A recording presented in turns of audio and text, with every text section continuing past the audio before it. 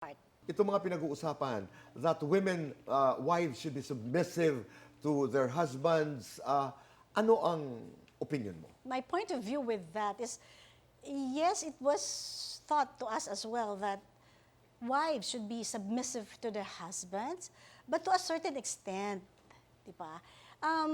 Not to the point that you would make your wife unhappy, and you would make your wife, you could tell them from their freedom and from their growth, di ba? If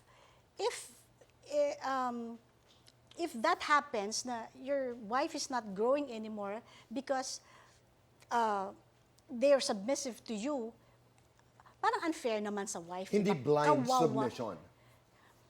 I think it's a case-to-case basis, Kuya Okay. Boy. Dapat yung pinag-uusapan ng mag-asawa. I would agree there. Hindi ba? Pinag-uusapan na ano ba yung do's and don'ts natin, 'di ba? Pinag-uusapan nila 'yan, and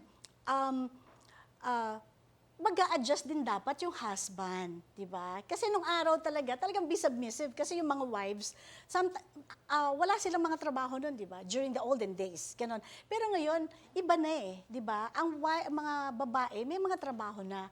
So, since may trabaho na din sila, I think the husband should go with the times as well.